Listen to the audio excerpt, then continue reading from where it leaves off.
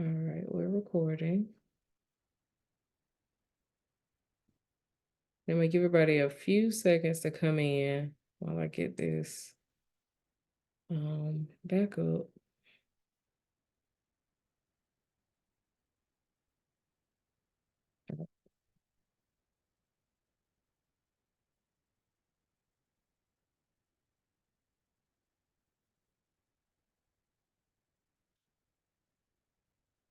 Okay, I don't want to be really long. I know I'm doing after school time, and everybody has things to do, so we're gonna go ahead and start. Good afternoon, everybody. Great to see everybody. If y'all want to, y'all can drop your name and your site in the chat box. We'll do that as a sign in. This is not a mandatory training, but this was just a training that we wanted to open up for everybody, and we're gonna put it on our website so that we can properly prepare you for completing the mid-year report. I know a lot of us have been in the game for a long time. I have, and a lot of y'all have, but in looking at the reports that started to come in, we felt like a lot of people were confused about what should have been completed for the cohort 17 mid-year reports because the grant had technically just started. So we want to give some clarification around that and just kind of go over the mid-year report. We're going to work harder at trying to make sure that when we're doing these trainings or when we're giving y'all things to turn in, that we make sure that we have a training ahead of time. And we're sorry for that. I apologize for that. That's on us. So this is not about, oh, y'all did this wrong, it's y'all fault. No, this is literally TPI saying, let's run this back. Let's start again so that we can properly train you on these mid-year reports because they're a reflection. Like, we want you to be looking at what you said in your grant or what they said when they wrote the grant, whoever they is, and then you can put it on paper so that you have a plan in place as far as how this program is going to operate in 21st Century is going to be a success for your students. So that's what we're trying to do. See, I'm still getting people coming in.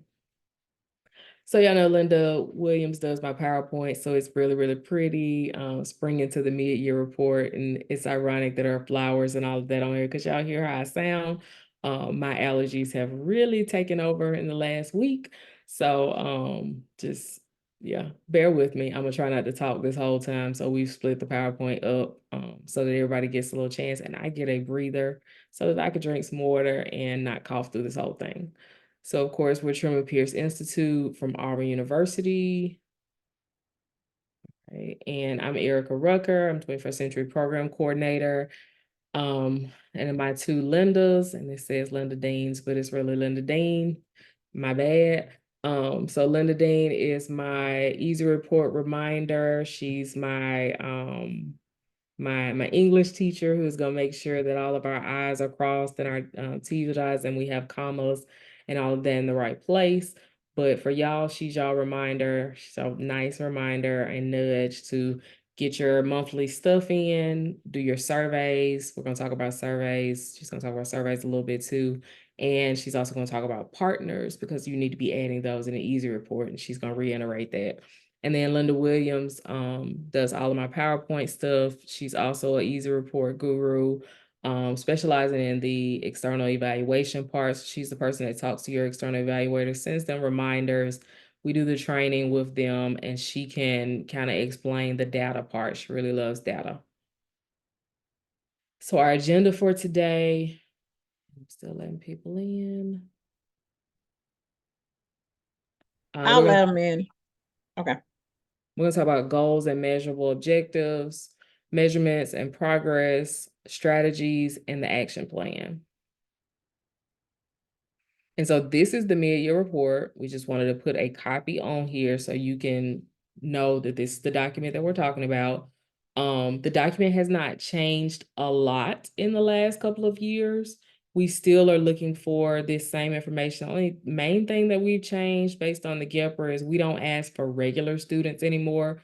We ask for just the number of students who have participated. There is no regular student anymore. Regular student used to be a 30+ day student. Now they participated for 1 day, so they are a 21st century student.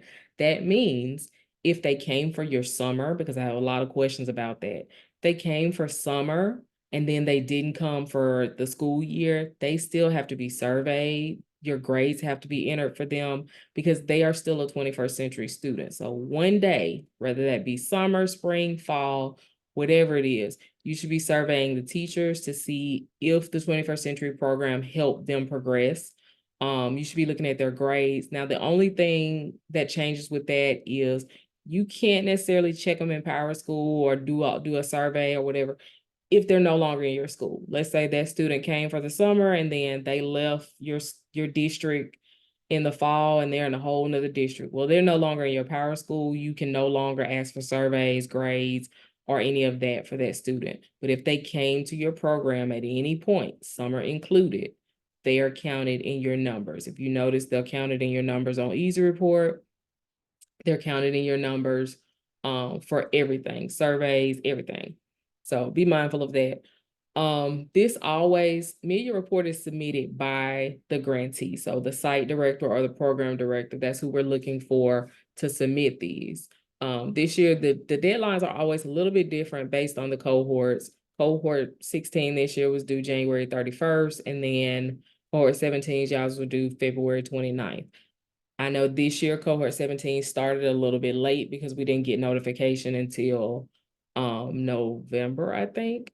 So that's where a lot of the confusion came. A lot of people are used to, we've been operating for about 5 months and then we have a mid-year report versus this year you had people who started in January and then, hey, we're asking for a mid-year report in February. But this is a mid-year, it's a true mid-year. So this is the mid-year point in the school year. And so that's why it's a mid-year report, not necessarily mid-grant year report.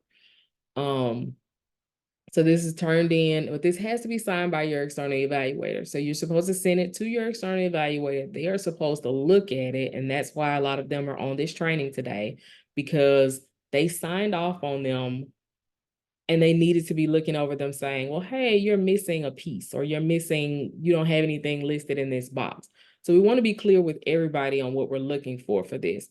And also normally somewhere, okay, at the top highlighted in green is the upload website. We don't do send us, email us your report anymore. Every report that you send us goes into a Qualtrics form where you fill out that same information every time. We're going to ask you, hey, what is your name? What's your site name? What's your program director? Who's your external evaluator? What's their email address? And then upload the document. We're going to ask you that every time because it's creating folders for us so that we can go back to these documents. Everybody in our office has access to it, and it's just easier for us to manage and know who's missing and who's not missing. Let me see. So that's always on there. And then our contact information. So when we say to y'all, hey, feel free to call us, email us, let's jump on a Zoom, we really mean it. If you call me today and say, hey, Erica, I did not understand what you were talking about that mid-year report, we will set up a time next week to do a quick Zoom to talk about it. And I will literally take your grants with your goals and objectives, and we'll talk about how your mid-year report should be completed, what you've done with your site, and what you feel like you're missing, what goal you haven't accomplished yet and you're working towards, and I will help you break it down. That's what we're here for. So when we literally say, hey, contact us, that's what we mean. We love doing technical assistance for y'all. It is much easier than gathering your data from Easy Report, but it also gives us an opportunity to hear kids. So when I'm on a Zoom with y'all and I see those kids in the background, I'm excited. You don't have to apologize to me. You can talk to them all you want to. I'm gonna try to talk to them through the screen too. That's what we're here for. We really want to help y'all make y'all programs the best they can be. And we know that y'all have great programs out there. So lean on us for that. Don't think, oh no, I don't want to call them. I don't want to bother them with that. I have some people who I talk to all the time and I love talking to them and they know it. And then I have some people who I never hear from, but then you have problems and you are afraid to reach out to us. So don't be afraid to reach out to us. That's what we're here for. We want to talk to you. We'll help however we can. So this is the form, and we're gonna break it down in another one. So the 5 components of the mid-year report are the goals, the measurable objectives, the measurement, the progress, and the strategies. So I think we're going to go into that on the next slide. So your goals and your measurable objectives, they are truly what is listed in your RFA. So you can't change those. Those should be SMART goals. So specific, measurable, achievable, relevant, and time bound. They should be. But you didn't write the grant. Or you did, and it's out there. If your cohort 16, 17, these goals and objectives, they're already out there. All we want you to do is take it out of the grant and put it onto the mid-year report. But they should be, they identify a need, improve regular school day attendance, behavior, and implement academic achievement to enhance all that things. So, and they are outlined in the GEPRA. So they link with your GEPRA.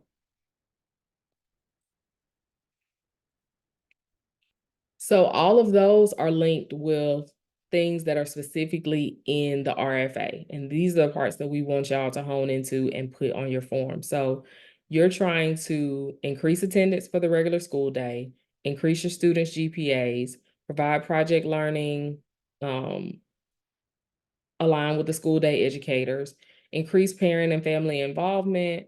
You're trying to improve student behavior for the regular school day. You're implementing STEM, and you're providing service learning opportunities. Those are all things that are directly from the RFA.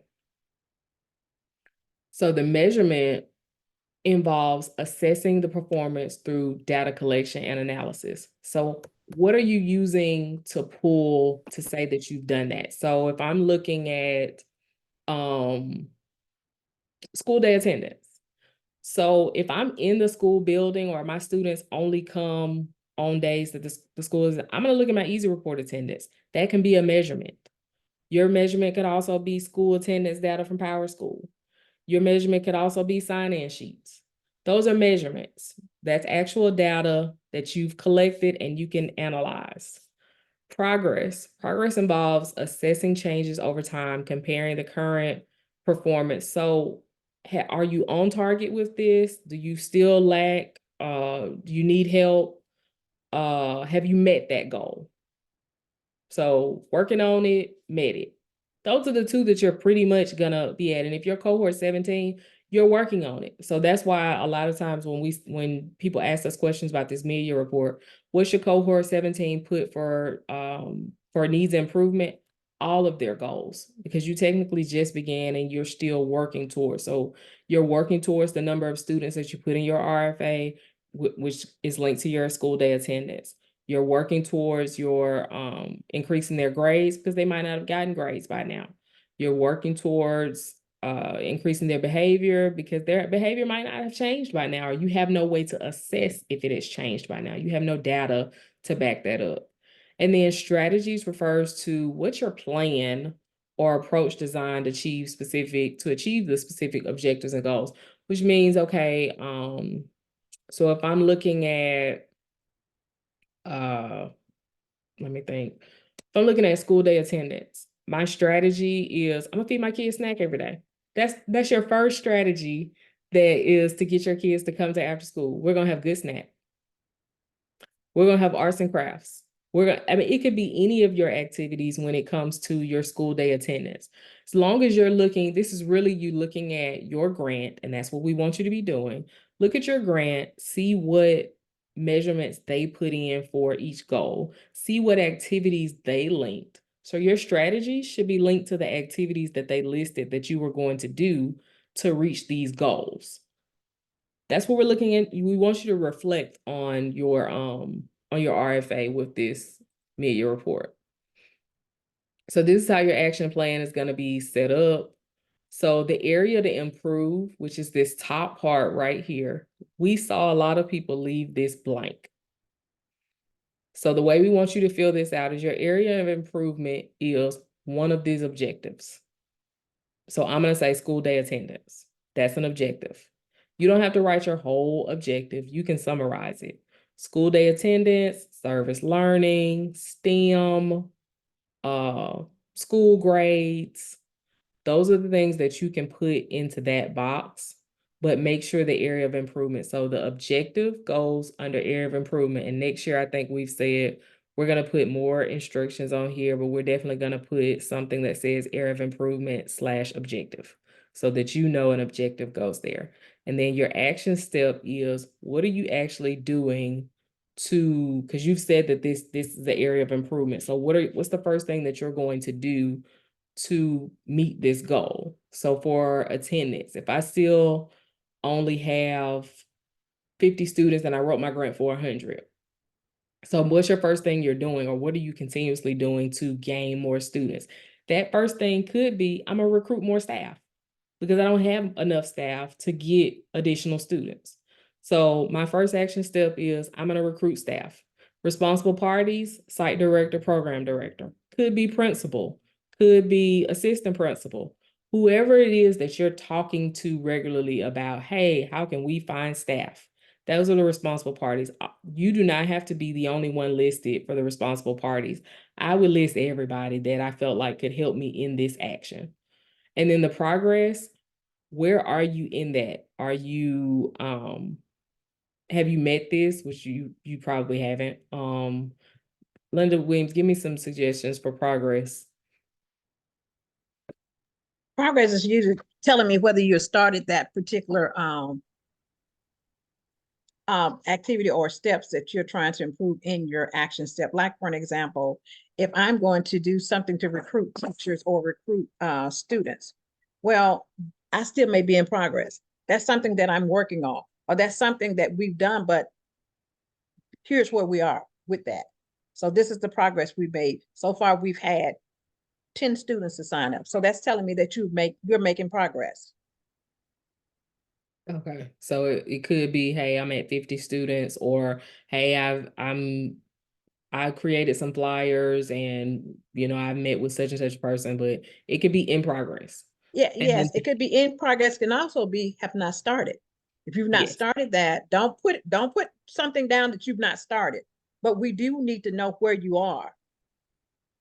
So even if you have not started, and when you do one next year, you should be in progress, and there should be something that you work for, and that you can see something that you've done from the action steps that you've implemented.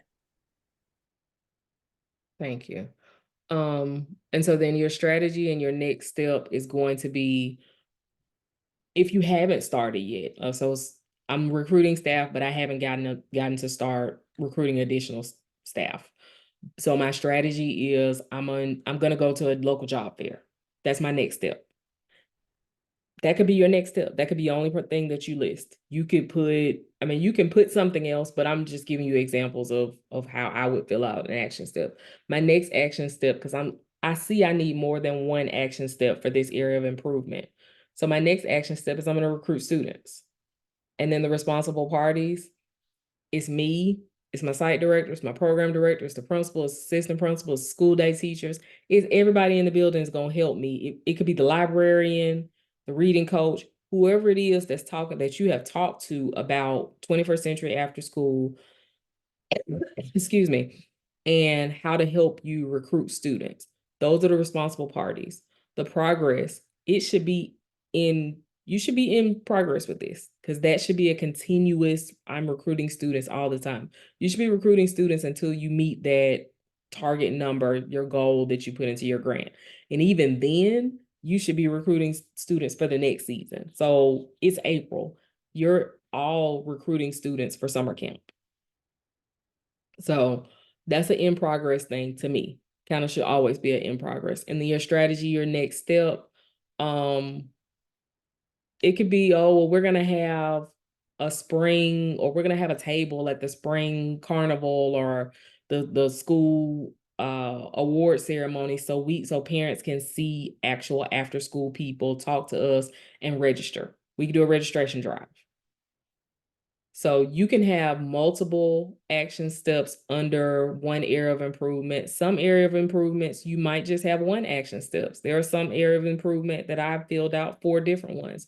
So I know a lot of people had questions about, well, there was only one of these sheets attached. Well, technically there should be one of these for every area of improvement slash, mm, lost it out. I'm gonna tell you the word. For every objective or goal they Objective. have, they need to be doing, area of One. improvement. Yes, thank you. That's the word I was looking for. So you might have 6 of these. So just be mindful that this is a sheet that you can duplicate. Next year, if you want to, we will add multiple. I know for the one for the fillable forms, we did go ahead, go back and add pages to that one. So anytime you need us to make something fillable or add a sheet or you need clarification, please reach out. I've got a question. So you're saying on one page, I just need to focus on one area of improvement? Because I have because mine's all mixed up. So I just need, and then on the next page, do another improvement. Okay. Yes. All right. Okay. And that's pretty much what everybody did. I saw a lot of people putting their objectives under action steps and then filling out the rest from there. When it really should have kind of shifted, you put one objective on each page for the action plan, area of improvement, and then create action steps for each objective. Okay. Yeah. Thank you. Good question. So this is still talking about the same thing. They typically include the following components, and we've talked about all of those components. Let's see, what else am I talking about? So we're backtracking. This is a detailed outline or roadmap. Like I said, this is a plan. What are you doing? What are the specific steps, tasks, activities needed to achieve this particular goals and objectives? And it's very well that this is in progress. If this is your first year, second year, this is a 3-year grant. You could be in progress for all of these until the 3rd year. That's the same thing that your external evaluator is looking at for your final reports, because I know y'all are seeing that when you're reading that. They're doing something similar in their final reports to say, hey, you haven't met this goal in your first year. Well, that's understandable to not meet the goal in the first year, because in the first year, you might not even we know this year, you didn't have a full 12 months. So next year, for this year 2, what have you done to work towards that plan, or how much closer are you to that goal? Then the 3rd year, have you met that goal? So we want to provide a structured approach to organizing efforts, because it shouldn't just be your external evaluator looking at these goals and objectives. It should be the program and the site directors. I would even, once I did these reports, I had a staff meeting. I talked to my staff, hey, this is where I see we're at. Or you can have a staff meeting with them before you turn this in. Now that we've had this training, hey, I want to have a staff meeting. Y'all tell me where y'all feel like we can improve. And we have a think tank where we all work together to complete this form, to figure out how we can delegate these responsibilities so that it's not all on the site director or the program director, to make this program better, to make sure that we are fulfilling the things that we put in the grant. Linda D.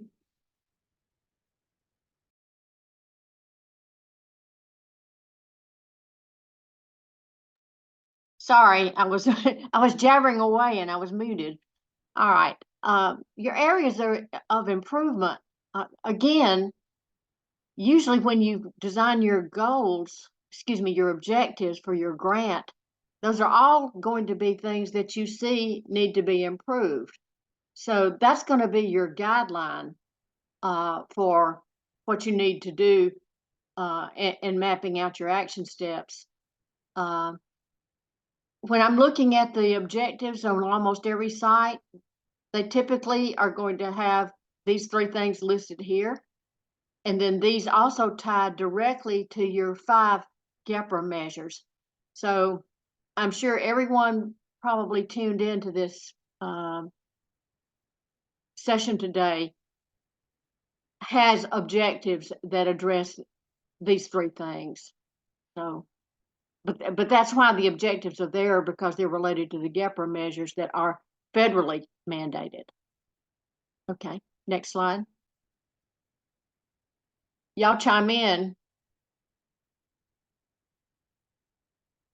So when I like to think about action steps as like a process, what are you going to do? And you think in your mind, You just break it down and what you want to accomplish by specific dates. Notice that in this slide here, it says each task should be specific, actionable, and achievable. So, one thing that we've had to work with a lot through the years is when the grants are written, emphasizing that you shouldn't write a grant that says you're going to say 100% of the students will be able to do blah, blah, blah. It should be achievable. It should be specific and measurable, but it also should be achievable. All right, so then when you design those action steps, notice the specificity for the one listed below. Increase parental involvement. Okay, how are you going to do that? You've got to have specific things that you can do and that you can achieve. Okay, you can offer workshops or seminars. You can recognize, see, all of those can recognize and celebrate parental involvement. You can conduct surveys to gather feedback. And by the way, there is a survey built into Easy Report that you can use, or you can even design your own survey. Like, what would you like to see more of? Do you want more art programming? Do you want a specific skill that you want your child to learn? We can build that into our programming. So the parent feedback can be really helpful to you. And then plan and organize family-oriented events like literary fairs and STEM workshops. All right. When you develop these action plan steps, all right, that's what you want to do. The next thing that you should do is start looking at your calendar, your academic calendar, your community calendar, and see, sort of map out a schedule for when you're going to do each of these things. Okay, next slide. Okay. Now, one of the things that this was mentioned earlier is that people need to know what they're supposed to be doing to help you achieve or to facilitate the action plan that you've mapped out. So be sure that everybody is on board and that they are aware of their own specific assignments of what they're supposed to be helping you do. And you have a list. Sometimes it's not just an administrator. Sometimes it's everybody that's supposed to be helping you do things. And sometimes it is only an administrator, for example, or only a teacher, a site teacher. Okay. All right. Plan for tracking progress and evaluating performance against predetermined benchmarks or indicators. Regular monitoring allows for adjustments to be made as needed. Okay. In the slide before where we discussed action steps, and then when I just stated that you need to have a timeline, that timeline of when you're going to do what is right hand in hand with the tracking progress. So you may have to slow it down, you know, or perhaps you plan a parent night that didn't achieve what you hoped for it to achieve. So that's why it's sort of important to, you know, track what you're doing. And if it's not successful, and this is just common sense, but look at it, you know, what am I doing wrong? Wow, or wow, that was a huge success. I need to build on that success right now, catch the wave, so to speak. So the regular monitoring of what's happening, and that, you know, that might be something like, okay, I had for my open house at the beginning of the year, I had X number of parents involved. Then I had a Christmas open house again. I had this many parents involved. And then suddenly there was a dip in January. How can I get my parents all revved up again? Hey, maybe I'll do a Black History Month event, get them involved again with that. Constant monitoring. So again, this is common sense. Many of you who may be listening to this are teachers. This is something you do with your own students in your classroom. Okay. Linda and Erica, you all are very quiet. Okay. You're doing good. All All right, right. Ms. Williams. Strategies. All right. Going back to what we had put down as or what was your needs for improvement. As that slide mentioned, it was typically behavior, service learning projects, behavior, absenteeism, more parent involvement, assessments. All right. What are we going to do to help implement the action plan and also to achieve the objective that we set forth in our goal? All right. So for each objective, what do we need to accomplish this? What do we need? Erica mentioned something earlier, which was, well, we want to improve attendance. And the example she gave was, all right, I'm going to make sure I have a really good snack, and that's going to entice students to attend regularly. So that was just one of the strategies there. I might add here that in my own work with people, I found that food typically works with parents also. So you can't spend grant money for food. I fully realize that. But sometimes if you have a parent event and you can get food perhaps provided by one of your partners to entice your parents to attend that, that's a strategy.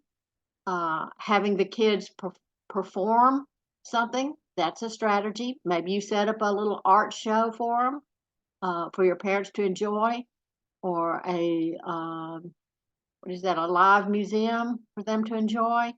Okay, all of those are strategies that would help attract your parents to attend that event. Okay, and then your next step, all right, you do the action, then you say, did this work or didn't it work? And then the next thing you're going to do is build on what your assessment of the success led to. Research-based, now the way and Linda Williams designed this beautiful slideshow. Linda Williams is very big on data, as we all are, and it's also very important for your APR report, important and easy reports. So keeping track of your data, attendance. I'm always the reminder about attendance. That's the student attendance.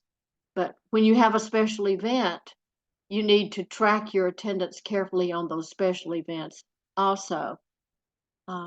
So by research, please, Linda Williams, chime in.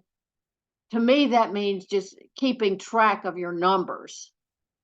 It could also mean that in your own reading and research, if you implement an activity, it's because that activity has shown to lead to certain results. So always, feel free to read research about activities and then implement them in your own programs. Linda Dean, let me say this. Most of the people that are online, if they're not teachers, they've been to a workshop where strategies are used. to get your children actively involved, even if you're trying to get your attendance up? What research-based strategy can you use? You don't want to use something that somebody said, but you want something that has had some time and some effort and some years into it, some practice. And I know that most of you all on this line are educators. There are a ton of strategies that you can use, not just in school, but also in your after school program. So in this part, all we're asking is use those research-based strategies to improve reading and to improve math.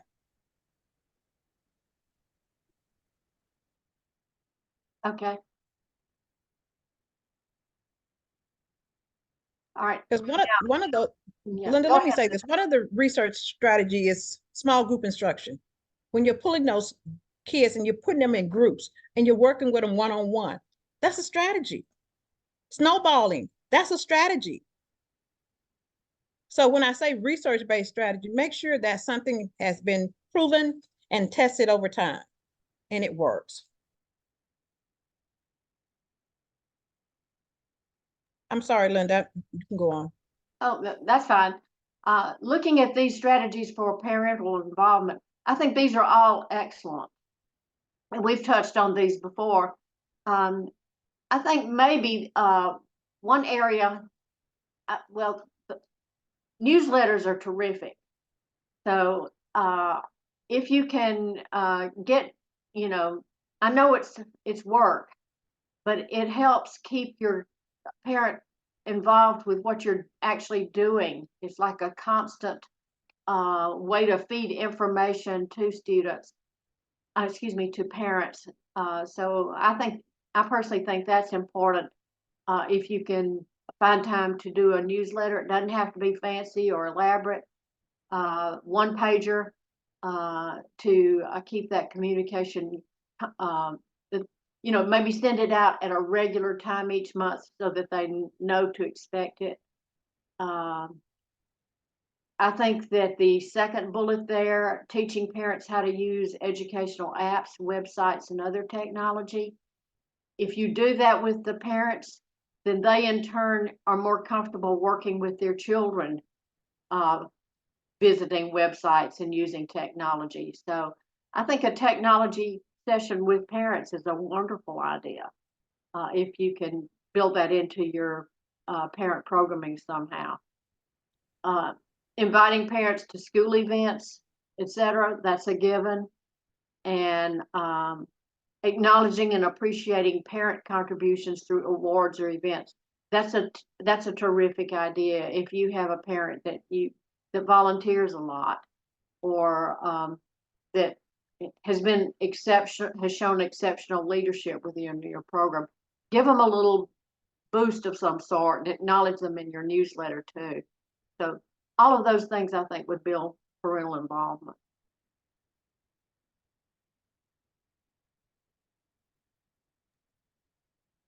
Linda Williams, you gonna take over from here?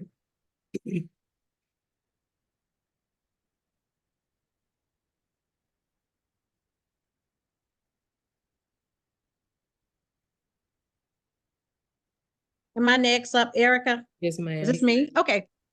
Good evening, everyone. When I thought about this PowerPoint, I thought about me being a teacher and doing the school improvement plan with each school improvement plan, you had to have an action plan. So I wanted to make sure that it was relatable. And in your action plan, when you list your objectives, now we need to know how you're going to complete this. How are you going to do this? How are you going to get it done? And one of the things like area of improvement, I said, increase student attendance. There's a problem. We don't have enough students coming. Like for an example, if I wrote in my grant that I was going to have 100 students and I only have 15, Houston, there's a problem. So there, with a problem, you have to come up, you have to meet. And this mid-year report is not supposed to be done by one person. Everybody on your staff should collaborate and come together, even your federal program person, because now you're looking at your data. You got to involve your data. How are you going to know where to go if you don't know where you're starting from? So if I have a problem with student attendance, well, where is my students' attendance? Why is it low? So I need to investigate that. Don't ever just write something down on paper, because you got to make sure that you're checking and ensuring that that is going to work. That's why it's important that you meet with your staff. This is not a one-man show. It's not a one-man show. Your staff should be involved. Even the classroom teacher should be involved if they can help you with some strategies. Because once you list those objectives, now we want to know, how are you going to meet your goal? So when you look at this action plan, these are just some things that I made up. But my area of improvement was increased student attendance. One of the first things I got to do, I got to look at my data. I got to analyze it. If my attendance is low, I don't know it's low unless I look at the data. Everything is driven by data. If you're having problem with your parents, you got to look at the data. So the very first step that I put on here was analyze current attendance data. And you may say, where in the world am I going to get that from? You go to your counselors. CBOs, you have to have a relationship with the school, the principal. You're going to have to get this data. You can't write a plan if you don't have any data. Just like a external evaluator can't write a report unless they have data. You must have data, either through observation, surveys. I mean, it's a party of data. And so when you're analyzing the attendance, that's, to me, the very first place you need to start is there a trend? These kids may have been out last year. And if they were out last year, what has been done? That's when you pull your teachers together and your counselors. What can we do to improve this student attendance?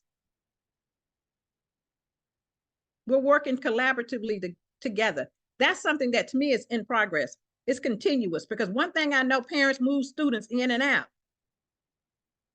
My strategy is review attendance records to identify trends and patterns. Like I said earlier, these children it may have been a problem last year, but nobody identified it as a problem. It may have been a problem 2 or 3 years ago. Nobody looked at the data. Is there a trend here? Are these kids usually moving from school to school? That requires that you come together, work collaboratively together to investigate what is going on. And then the number 2, this came from Linda, identifying root causes of absenteeism. Why are they absent? The parents may be working at night. The parents may be working 2 and 3 jobs. The children may be skipping school. You got to do the research. You got to do your investigation on what's going on. Why Jody not coming to school every Monday? He's out. Why is Johnny skipping school? Now, developing target intervention. How in the world can we get these kids to come to school? That requires planning. Even if I have to mentor them, even if I have to bring people from the outside after I get a background check on them. And by the way, people, I read some statistics the other day that nationwide, the absentee rate nationwide is 26%. Which is a problem. It's a problem, yeah. So when we know that it's a problem, doing nothing is not going to help. These kids are dropping out of school. What are we doing? We have our part, parents have their part, students have their part, but we have to do something. I just gave increased student attendance as an example. And you know, once they get to high school, especially if they're struggling in their school, if they're struggling and they're failing, we don't want them to become dropouts. So therefore, we have to come together and see what can we do to help these children, even if we have to come together more than one time. Because if that first plan didn't work, guess what? We got to go back to the drawing board and do something different. Because we're educators. And we got to do whatever it takes to get these kids involved. Are we going to get them all? No, we're not. But as many as possible, we got to do what we can. And the only way we can do that is to look at the data. You got to look at the data. You got to explore. You got to come together and do the research. Now, the fourth one I say, and these are just examples of how you can do this. Incentive for regular attendance. Oh, Johnny, you've been coming to school. I'm gonna give you a piece of candy. It doesn't have to be anything elaborate to impress a child. It's the little thing. And call the parents like, yeah, you know what? Johnny has been here 5 days in a row. I'm so proud of him. It's little things.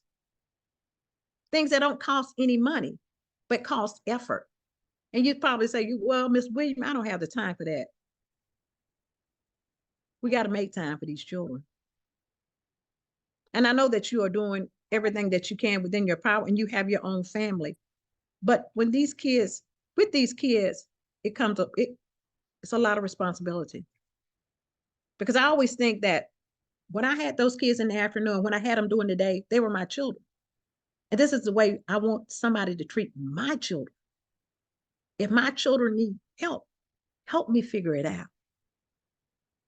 So provide professional development for staff. Sometimes the staff don't know what to do. You bring in a professional or you bring some help for the staff. We don't know it all. And that way you can have some extra strategies or ideas on how to get your students' attendance up. Some of these can go for each one of your objectives, y'all. This is Yeah. an example. I'm gonna send these slides out on Friday when I send the recordings out, but to provide professional development for staff, that could be for every one of them. If I know that my kids, after I've looked at the data, are struggling in reading and math, I need some professional development. My staff needs some professional development. Now, I don't need to just sit there and listen to what that person is saying. I need to implement that and I need to apply it. But it all starts with the data first. You can't write an action plan unless you do your data work, unless you do your work. So when I looked and I saw the action plans, what I saw was objectives. Your action plan is not an objective. It's what are you going to do? I know my kids are struggling. What are you going to do? What's your next step? Some of you all use iRead, iReady. Some of you all use iExcel. These are programs that's supposed to monitor, but if you don't get on and see how Johnny is doing on iExcel, where he's weak and where he's strong, then why put Johnny on it? That work has to be put in. Okay, Erica, I'm ready for the next slide. This is the next one. Corona involvement. I don't know. Yeah, I switched. Okay. No. Oh, you did. Yeah. The next one is on parental involvement. Now, with parental involvement, when the kids are little in elementary school, you get a ton of parents to come and see those children. But when you get to middle school and high school, not so many. You don't get as many.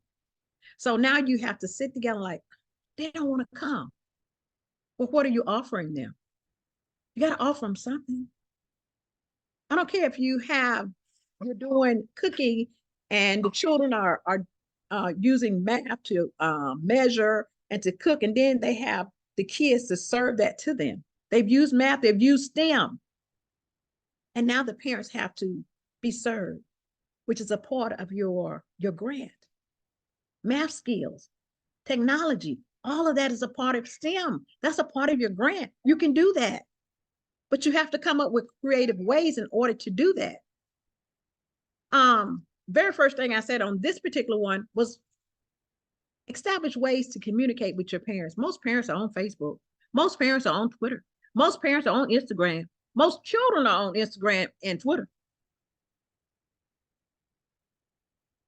Designate a person in your group. Advertise. How do you think they get our attention on television? They sell to the children, and the children, and because they know once you sell it to the child, you automatically have the parent. Because the child is going to bug you until you do it. So even with setting up a Facebook account to let the parents know just how great and wonderful your programs are, would be huge. Put them on Twitter. You ain't got to put a whole lot. I wouldn't start it. It's up to you on how to come up with some creative ways to communicate with your parents. I think you all can do this. I think everybody need at least a Facebook page. Email them, text. Now they may not respond to email as much as text, but find a way to communicate with your parents by newsletters, training. Some of these parents don't have a clue on how to use a computer, even in this day and time. And if you're just offering them just computer, offer them some technology. There's so much stuff out there now. Chat, GPT, or whatever it's called. It's a lot of stuff out there that these parents don't know about. See, I don't even know. But it's out there. And they need to know this stuff, what the kids are on. Even if they don't know Twitter or Instagram, show them how to use it. I promise you they'll come. Because they want to know what their children are doing. The next action step, I said, plan and invite parents to an after school musical or play. I promise you, if those children put on a play or some type of theater production, I promise you those parents are going to come to see their child. It doesn't have to be anything extravagant. They're going to come to see their children. Celebrate parent involvement. If you got a parent that is coming and that's faithful, that's volunteer, celebrate that. It doesn't have to be anything elaborate. Just celebrate it. Miss So-and-so, you have shown up for everything that we have done. We just want to let you know that we really appreciate you.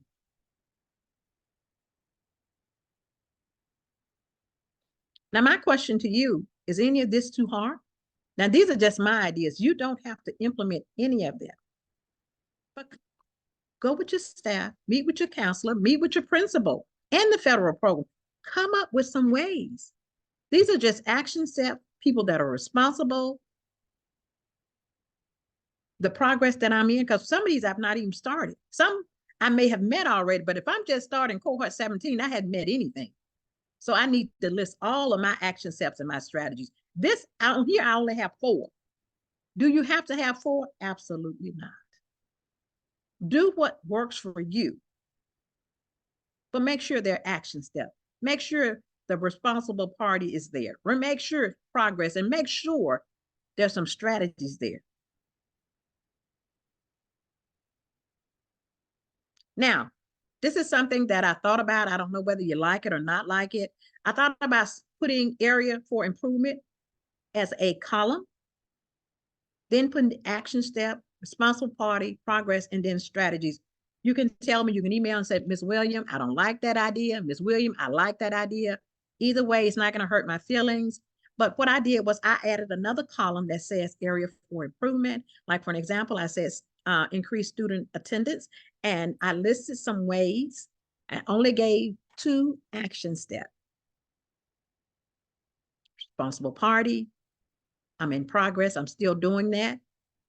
And I could tell you, at least I could have told you, look, I've met that, or my student population has increased by 1%.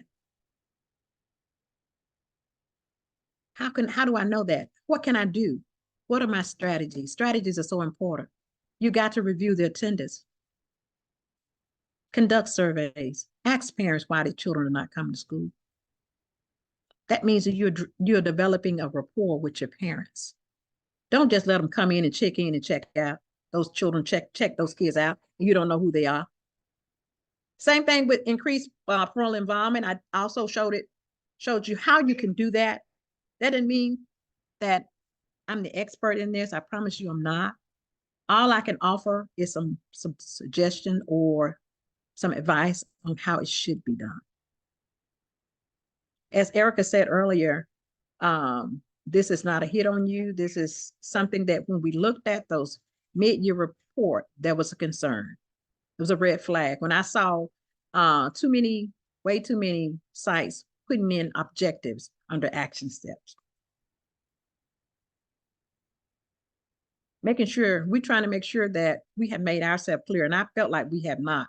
So I thank Erica for coming up with this training and us working together to try to make sure that you all understand when we give you all documents, it is important that we train you on those documents that we're requiring that you do. Okay, Erica, I'm ready for the next one. Now, we would like for you all to resubmit your mid-year report. And another thing, before I say that, what I also found that some of you all failed to sign your mid-year report. Some of you some of you have also typed in your name when it says sign. It says sign your name. We need signatures. External evaluator needs to sign. Don't upload it if you don't have those two signatures. Signature, there's a difference between printing your name, but if it says signed by the PDF, I will take that. But if it's just typed in, I'm not taking that. So I'll tell Erica, I'm gonna send it back and I'll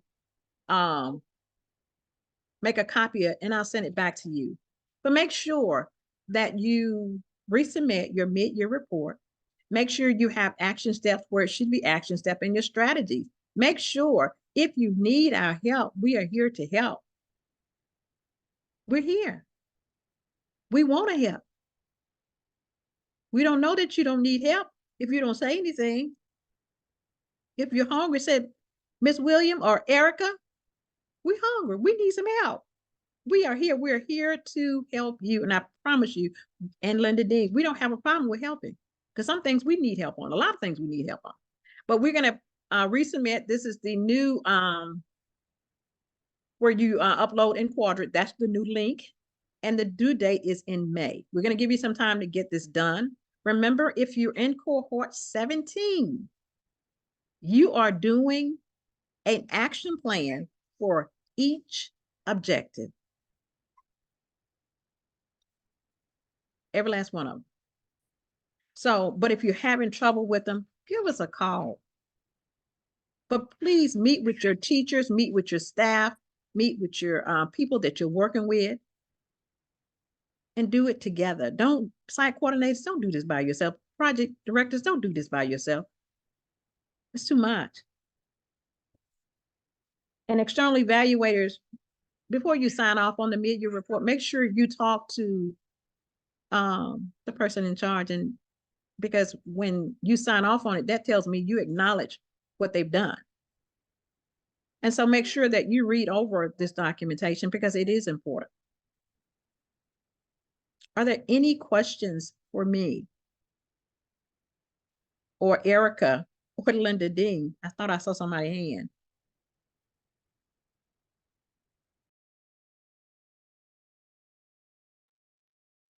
My question to you, do you understand? If you don't understand, please contact us. Please call us. But what we don't want to do is for you all to upload the same thing you uploaded before.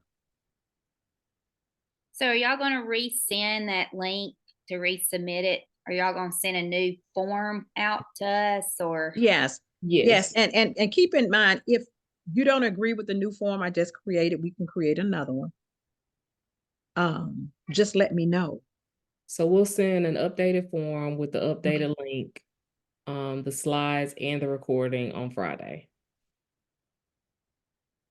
I just gave you a couple things to do, Linda. And keep in mind, this is, to me, when I looked at the action plan, I instantly thought about school improvement.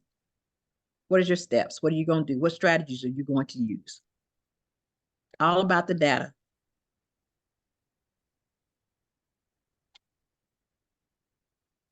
So to me, this is something that you already know. And it's just a reminder, a refresher to remind you what we're looking for. Erica, I was just looking at the chat, and there's a question in there from Tammy Britton pertaining to surveys. What do we do about our last year's fifth graders doing the survey? They are at the feeder high school or another school, but are still listed to do the surveys. What is the answer to that? So my response was, and thank you for making me say that out loud. My response was, if they're no longer in your school, so that's whether they aged up to another grade and now they're not in your physical building, or if they have transferred and they're no longer in your school. If they're no longer in your PowerSchool dashboard, then you can't report on them. And that's fine. But your easy report is going to reflect that you don't have 100% of your site raised. And that's okay. That is really okay because you have an explanation for that. Your explanation is that they changed schools and you don't have access to their data anymore. Right. Thank you for clarifying that, because I think I've answered that question several times myself with that same answer, but I just wanted to be sure I was right about that. Somebody also asked, is cohort 17 going to receive a list of what must be uploaded into Cognia and additional training? Yes and yes. We are getting together soon to figure out what trainings need to be had for cohort 17. And I want to say there is a document already on the website that talks about compliance monitoring questions.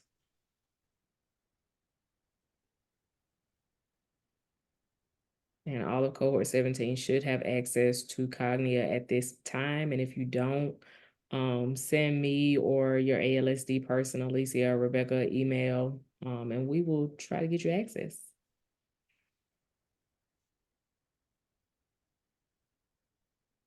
Any other questions? Those were good ones.